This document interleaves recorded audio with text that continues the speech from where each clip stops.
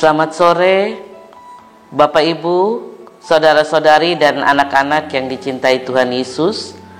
Selamat berjumpa lagi di hari ini, hari Selasa, tanggal 12 Mei 2020. Masih dalam suasana beribadah di rumah-rumah. Di saat ini kita akan ada di dalam ibadah kemitraan laki-laki dan perempuan. Dan metode yang akan disampaikan adalah renungan dan pembacaan firman Tuhan di sore hari ini terambil dari Alkitab Perjanjian Lama, Kejadian 13 ayat 1 sampai dengan ayat yang ke-18. Sebelum kita membaca dan merenungkan kebenaran firman Tuhan ini, mari kita ada dalam doa. Kita berdoa.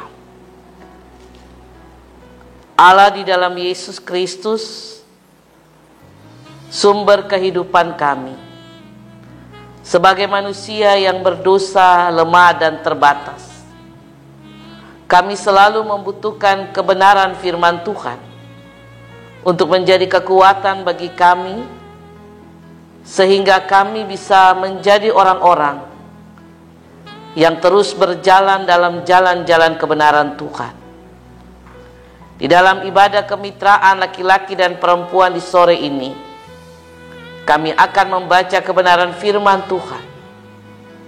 Urapilah kami dengan kuasa dan Roh Kudus Tuhan, supaya kebenaran firman ini membuat kami bisa mengubah kehidupan kami menjadi lebih baik di tengah-tengah situasi pandemi COVID-19.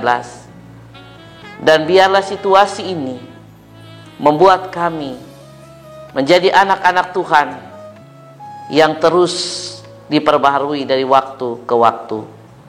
Bersabdalah ya Allah ya Yesus, kami siap mendengar apa kata firman-Mu. Terpujilah nama-Mu ya Allah ya Yesus. Amin.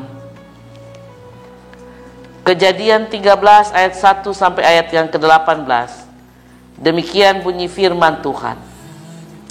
Maka pergilah Abram dari Mesir ke tanah Negeb dengan istrinya dan segala kepunyaannya, dan Lot pun bersama-sama dengan dia. Adapun Abram sangat kaya, banyak ternak, perak dan emasnya. Ia berjalan dari tempat persinggahan ke tempat persinggahan, dari tanah Negeb sampai dekat Bet-El, di mana kemahnya mula-mula berdiri antara Bet-El dan Ai, ke tempat mezbah yang dibuatnya dahulu di sana.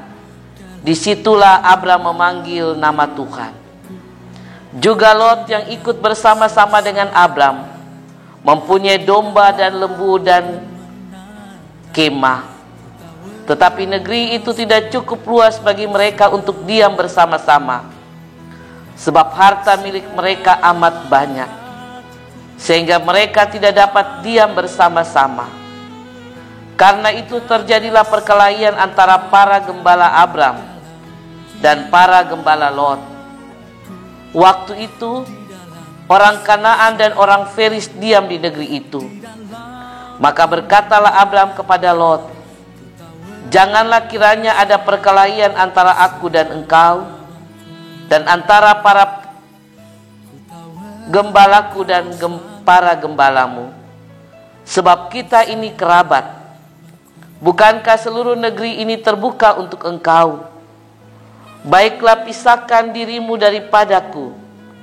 Jika engkau ke kiri, maka aku ke kanan. Jika engkau ke kanan, maka aku ke kiri. Lalu Lot melayangkan pandangannya, dan dilihatnya lah bahwa seluruh lembah Yordan banyak airnya, seperti taman Tuhan, seperti tanah Mesir, sampai ke Soar. Hal ini terjadi sebelum Tuhan memusnahkan Sodom dan Gomora. Sebab itu Lot memilih baginya seluruh lembah Yordan itu. Lalu ia berangkat ke sebelah timur dan mereka berpisah. Abram menetap di tanah Kanaan Tetapi Lot menetap di kota-kota lembah Yordan dan berkemah di dekat Sodom. Adapun orang Sodom sangat jahat dan berdosa terhadap Tuhan. Setelah Lot berpisah daripada Abram, berfirmanlah Tuhan kepada Abram, "Pandanglah sekelilingmu, dan lihatlah tempat engkau berdiri itu ke timur, dan barat, utara, dan selatan. Sebab seluruh negeri yang kau lihat itu akan kuberikan kepadamu dan kepada keturunanmu untuk selama-lamanya. Dan aku akan menjadikan keturunanmu seperti debu tanah banyaknya, sehingga jika seandainya ada yang dapat menghitung debu tanah, keturunanmu pun akan dapat dihitung juga. Bersiaplah, jalanilah negeri itu menurut panjang dan lebarnya, sebab kepadamulah akan kuberikan negeri itu." Sesudah itu Abram memindahkan kemahnya dan menetap di dekat pohon-pohon tarbatim di Mamre dekat Hebron. Lalu didirikannya lah mezbah di situ bagi Tuhan. Demikianlah pembacaan firman Tuhan. Bapak, Ibu, saudara-saudari, dan anak-anak yang dicintai Tuhan Yesus, tema kita dalam ibadah kemitraan di hari ini adalah keluarga yang merawat cinta kasih dan kesetiaan. Saudara-saudara yang dikasihi Tuhan, beda pendapat, selisih paham, beda prinsip hidup adalah hal-hal yang wajar dan manusiawi yang bisa terjadi dan menimpa siapapun manusia di muka bumi ini. Sebab ketika kita hidup bersama dengan orang lain, baik dalam lingkungan keluarga maupun persekutuan yang lain, mau tidak mau, suka tidak suka, kita pasti berhadapan dengan hal-hal di atas yang kadang-kadang bisa menjurus pada konflik. Sekalipun demikian, yang diharapkan adalah konflik itu dapat diatasi dengan baik, agar relasi-relasi sosial kita tidak terganggu dan hidup kita kembali harmonis. Oleh karena itu, pengambilan keputusan untuk segera menyelesaikan konflik adalah penting. Memang dalam kenyataannya, saudara-saudara, ada orang yang memilih bersikap acuh dan membiarkan konflik itu tinggal berlarut-larut.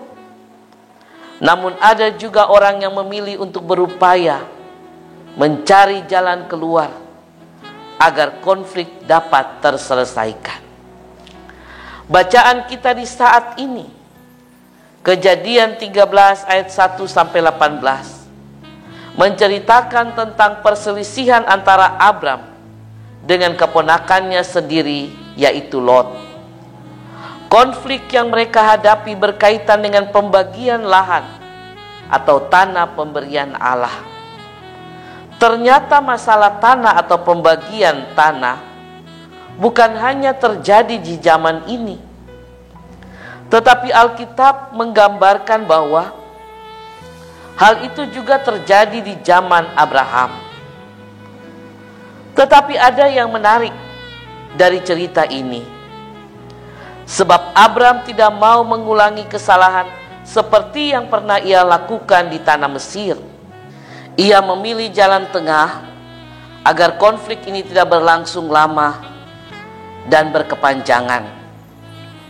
Sekalipun usia Abram lebih tua daripada Lot, tetapi Abram memilih untuk mengalah dan mempersilahkan Lot untuk memilih tempatnya terlebih dahulu. Berbeda dengan Abram, Lot justru memanfaatkan kesempatan memilih terlebih dahulu ini dengan mendapatkan tempat yang terbaik. Lot memilih tempat yang menurut dia baik tanpa mempertimbangkan lingkungan sekitar. Padahal orang-orang yang tinggal pada daerah pilihannya di Sodom dan Gomora adalah orang-orang yang jahat. Lot telah menentukan keputusannya, baik atau buruk ia yang akan merasakannya. Sebaliknya, Abram mengambil lahan yang tidak dipilih oleh Lot, dan ternyata Allah memberikan Abram melebihi dari apa yang ia bayangkan. Dan janji Allah tentang tanah kepada Abram dan keturunannya digenapi. Bapak, Ibu, saudara-saudari, dan anak-anak yang dikasihi dan dicintai Tuhan, berkonflik dengan seseorang sering kita alami. Memang kita akan mudah terdorong untuk mendahulukan kepentingan diri kita sendiri dan mengabaikan kepentingan orang lain. Kecenderungan untuk mendominasi dan menguasai sering lebih menonjol daripada mengalah dan mengutamakan kepentingan orang lain. Namun sebagai orang percaya, marilah kita belajar dari Abram yang lebih memilih jalan damai dengan mengalah dan mengutamakan kepentingan Lot. Dan pada akhirnya Allah memberkati Abram lebih daripada yang Abram pikirkan. Itulah cara yang tepat dalam merawat hidup yang penuh cinta kasih dan kesetiaan. Sikap yang seperti ini pun harus ditampilkan dalam hidup kita sebagai laki-laki dan perempuan gereja, bahkan setiap keluarga Kristen. Sebagai satu keluarga, pasti ada saja konflik yang mengganggu relasi persaudaraan. Menghadapi kondisi seperti ini, yang dibutuhkan adalah kerendahan hati dan sikap mengalah demi terjaganya sebuah hubungan. Mengalah bukan berarti kita kalah, tetapi mengalah adalah tanda kebesaran cinta kasih. Sebab itu, sebagai anak-anak Tuhan, kita diharapkan dapat hidup terus dengan merawat cinta kasih dalam keluarga, bersama orang-orang yang kita cintai dan kasihi, istri, anak-anak, orang tua, suami, saudara bersaudara, atau kerabat.